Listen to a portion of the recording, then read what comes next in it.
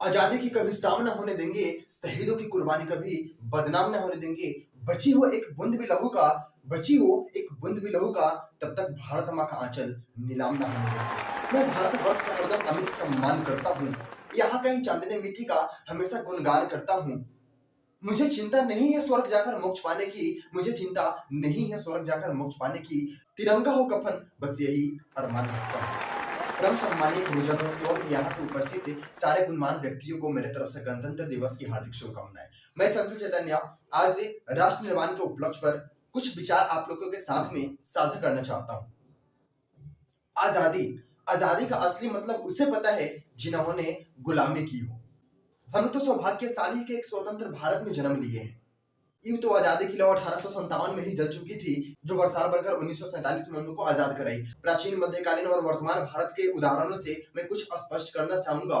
जब हम फिरंगियों के फेरे में फंस गए थे, तो रहंदे बसंती चोले का एक आवाज पे ही टोले के टोले उमर आते थे। वंदे मातरम का एक नारा पे ही खून में आने वाले 5-5 डिग्री का तूफान अंग्रेजी शासकों के जड़ों में तूफान ला देता था।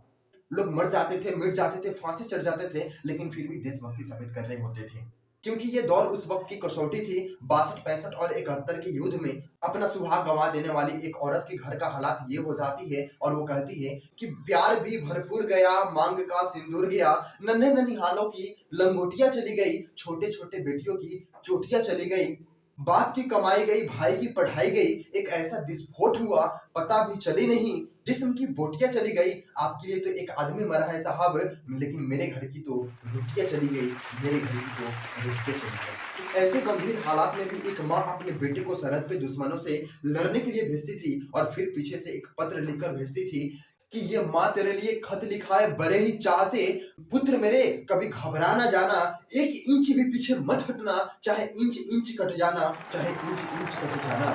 इस तरीके से पूरे देश के हर एक परिवार देशभक्ति साबित कर रहे होते थे। उस वक्त हमारा देश बलिदान मांगता था, उस वक्त देश लड़ जाने को कहता था, मर जाने, मिट जाने, फांसी पे चढ़ जाने को कहता था।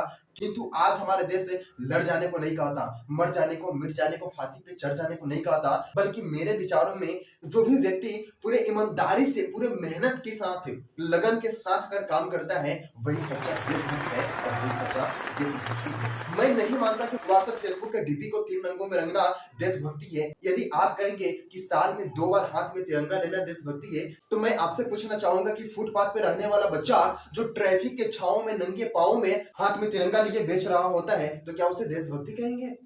नहीं, वो देशभक्ति नहीं, बल्कि उसके पेट के भूख की शक्ति है जो उसे ऐसा करने पे मजबूर करती है। क्योंकि ना हम तो मस्जिद को जानते हैं, ना शिवालों को जानते हैं, ना मस्जिद को जानते हैं, ना शिवालों को जानते हैं। वो तो सिर्फ पेट के निवालों को जानते हैं, वो तो सिर्फ पेट के निवालों को जानते हैं। हम ऐसे समाज में रहते हैं जहाँ पे पत्थर को लगते हैं 56 भोग, भूखे नंगे तरफते सो जाते हैं लोग, भूखे नंगे तरफते सो जाते हैं लोग। मजदूर को मजदूर समझिए, मजबूर नहीं, गरीब को काम दीजिए, दान नहीं। अगर दान देना ही है तो जीते जी रक्तदान दीजिए, मरने के बाद अंगदान दीजिए और मरने वाले को जीवन दान दीजिए। यही सच्चा देशभक्ति है और यही सच्चा राष्ट्र प्रेम है। न सरकार मेरी है, न रब मेरा है, न सरकार मेरी है, न रब मेरा है, न ये बड़ा सा नाम मेरा है। बस इतनी सी गुरूर है मुझे कि मैं भारत का हूं और ये भारत देश मेरा है, ये भारत देश मेरा है। लेकिन एक ऐसी बीमारी हमारे समाज में नजर आती है जो एक देश पूरी दुनिया को तक्षशिला और नालंदा देकर विश्वविद्यालय शिक्षा की बुनियाद रखी। आज उसके शेष विश्वविद्यालय में हमारा एक भी विश्वविद्यालय खड़ा नहीं हो पाता।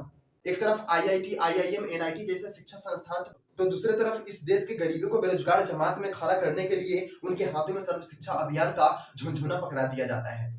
और मैं बता दूं कि ऐसी बीमारी का एक वो कारण है, देश की शिक्षा नीति केवल 2 तरह के लोगों के लिए बनती है। पहले वो जो विद्वान है और दूसरे वो जो धनवान है। और इसका जड़ है अंधविश्वास। जब तक इस देश के युवा अपने सफलता के लिए मंदिर में जा जाकर नारियल फोड़ फोड़ कर रिश्वत लगाता रहेगा, हमारे समाज के शिक्षित वर्ग के लोग ही बिल्ली के रास्ता काटने पर खड़े हो जाना, अपने जाति अपने धर्म को ऊंचे दिखाकर दूसरे की जाति धर्म को अवहेलना करता रहेगा, तब तक न इस देश का अंधविश्वास खत्म होगा और न ही इस देश का राष्ट्र निर्माण संभव होगा। मेरे विचारों में हमारा राष्ट्र निर्माण तब संभव होगा जब इस देश के महिलाओं की पूजा नहीं इज्जत की जाएगी। राष्ट्र निर्माण तब संभव होगा जब स्वच्छ भारत में सिर्फ सरकार ही नहीं बल्कि सड़क पर चलने वाला हर एक नागरिक हाथ बटाएगा। असल मायने में हमारा राष्ट्र निर्माण तब संभव होगा जब एक गरीब घर का बच्चा मध्याह्न भोजन के लिए नहीं बल्कि ज्ञान अर्पण के लिए सरकारी स्कूल के चौखट पे कदम रखेगा। राष्ट्र निर्माण के लिए बड़े बड़े बातें नहीं, छोटे छोटे कोशिशें करनी होगी, क्योंकि ठोकरें हमें कभी पहाड़ से नहीं छोटे छोटे पत्थरों से ही लगती है। मैं सल्यूट करना चाहूंगा सरहद पे रहने वाले हर एक वो वीर जवान की, हर एक वो पुलिस प्रशासन की, हर एक वो किसान की, जिसके बिना राष्ट्र निर्माण का कल्पना करना ही असंभव सा जैसा लगता है। और मैं ये पूरे जिम्मेदारी के साथ कर रहा हूं कि ये राष्ट्र निर्माण तब संभव होगा जब मैं, आप, हम सब एक साथ मिलकर प्रयास करेंगे, क्योंकि ये देश का जिम्मेदारी नहीं है कि देश मुझे आगे लेकर जाए, बल्कि ये हमारा जिम्मेदारी है कि हम लोग देश को आगे लेकर के जाए, अपने राष्ट्र को आगे लेकर के जाए, अपने वतन को आगे लेकर के जाए।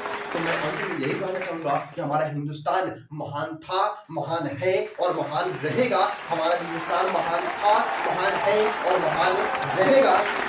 होगा हौसला सबके दिलों में बुलंद तो एक दिन पाकिस्तान भी जय हिंद कहेगा, और पाकिस्तान ही सारा जहां ही जय हिंद कहेगा, क्योंकि सारे जहां से अच्छा हिंदुस्तान हमारा, सारे जहां से अच्छा हिंदुस्तान हमारा।